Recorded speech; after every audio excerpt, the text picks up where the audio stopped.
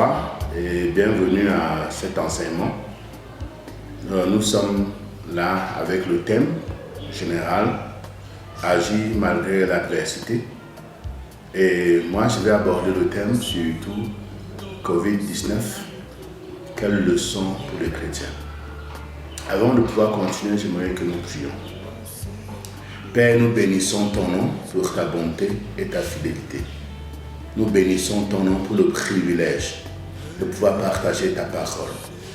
Nous prions que par ton Esprit Saint, que tu nous entraînes, que tu nous parles et que tu nous communiques le cœur du Père.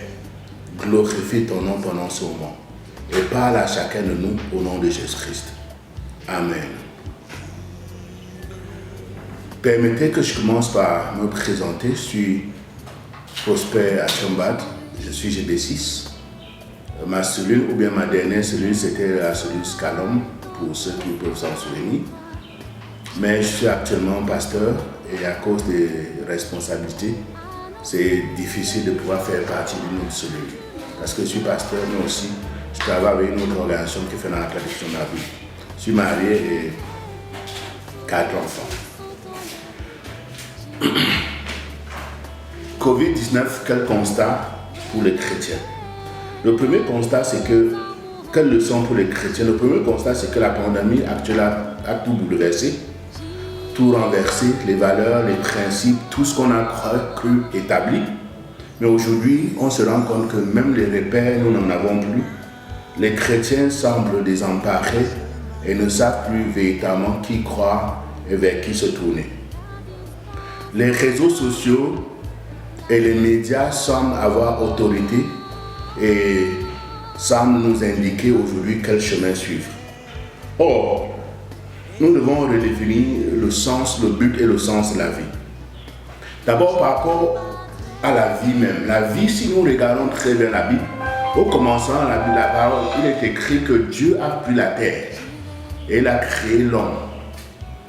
Et il a soufflé en l'homme. La terre est un élément inanimé, mais la présence du souffle de Dieu a donné vie à cette terre.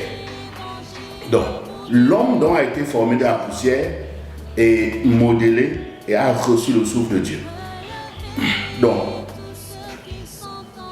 l'élément constitutif de l'homme, c'est la terre, et retourner à la terre devient quelque chose d'assez normal, même si aujourd'hui, ce n'est pas très évident pour nous chrétiens.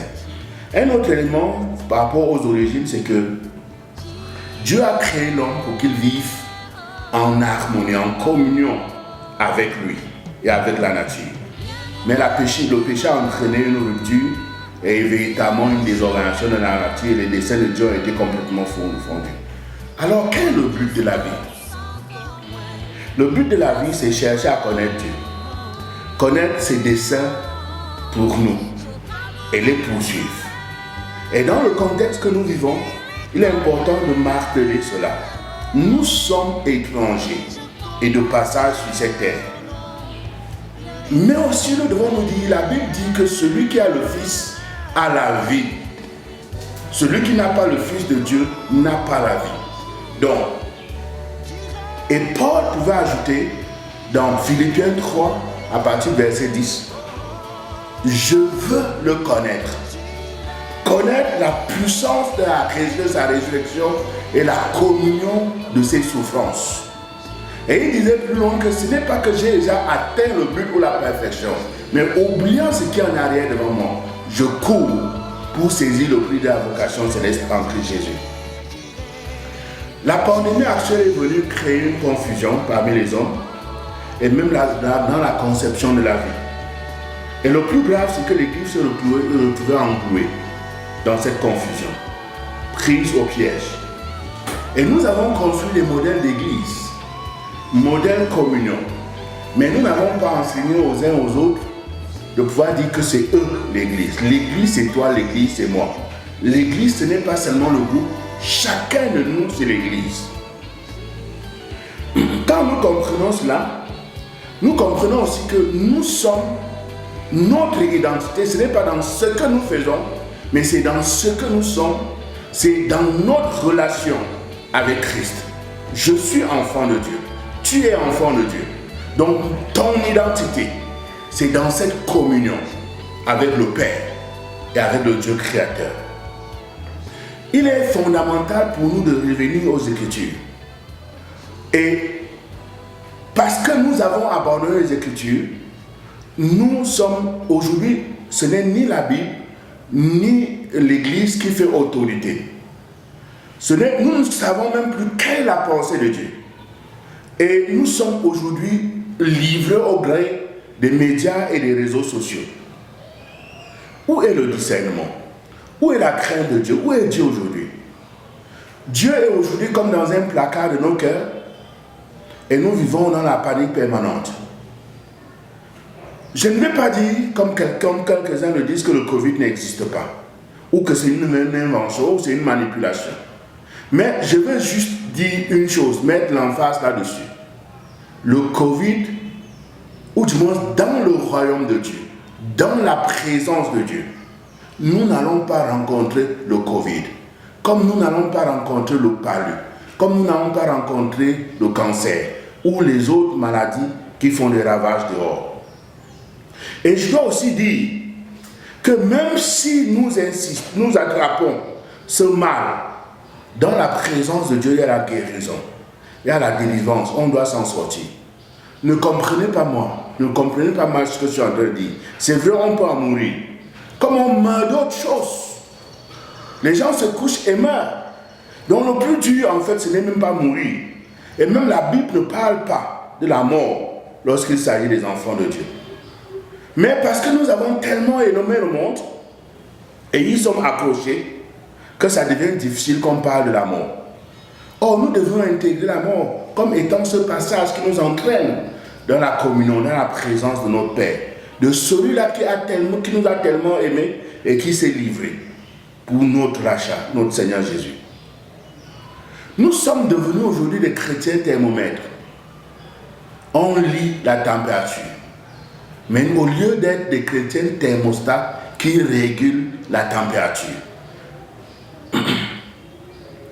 Et aujourd'hui encore, beaucoup de chrétiens se comportent comme si la pandémie a pris la place de Dieu. Et la grosse surprise que j'ai notée, c'est que beaucoup de personnes pensent que Dieu n'est plus souverain ou que Dieu a quitté son trône et qu'il n'a plus les rênes de notre monde. Non, Dieu n'a jamais quitté, il est toujours au contrôle et tous ceux qui se confient en lui ne seront jamais confus. Que faire donc? Ce que je recommande, la première chose, c'est la repentance. La crise actuelle a démontré notre faillite. Faillite individuelle, faillite collective. Nous sommes comme si nous étions sans Dieu, sans repère dans ce monde. Il faut qu'on se repente et qu'on revienne à notre Dieu. En deuxième chose, revenir à Dieu et rétablir l'autorité de Dieu et des Écritures dans notre vie et dans notre marche avec lui. Je me suis rendu compte que nous devons aller au point où nous devons nous sonder nous-mêmes et nous dire véritablement, est-ce que je suis chrétien juste parce que je le confesse, ou tous mes os, tout mon être reconnaît que je suis enfant de Dieu, que je suis disciple de Christ. Parce que de plus en plus, les gens lisent la Bible, prient, font des choses, mais lorsqu'on les regarde, ils sont tièdes, ils sont fans, ils sont comme fanés, ils n'ont plus de vie en eux-mêmes. On constate que l'impiété et l'incrédulité sont devenus croissants dans l'Église. Un autre élément à faire, ce que nous devons faire, c'est rebâtir notre foi. Il est plus facile de parler de Dieu, mais sans croire Dieu, sans dépendre de lui. Nous devons redéfinir nos priorités. Quand nous parcourons la Bible, nous voyons tous ceux qui ont marché avec Dieu. Ce ne sont pas en termes d'édifices, ce ne sont pas en termes de grandes réalisations, parce que de plus en plus, même dans l'Église, la préoccupation, c'est qu'il faut se réaliser. Il faut donner un sens à notre vie, comme si être en Christ n'est pas déjà avoir du sens pour sa vie. Non, quand nous regardons très bien, Abraham n'a pas posé un acte héroïque. Il n'a pas construit une maison. Il n'a même pas construit une ville. Globalement, même, il n'a même pas donné un nom à une ville, comme nous pouvons voir, comme certains l'ont fait. Quand nous regardons David, David n'a pas construit le temple. Même lorsqu'on regarde, ce n'est pas la victoire sur Goliath qui fait véritablement la différence pour David. Quand nous prenons Abraham, Genèse 15, 6 fait véritablement le point.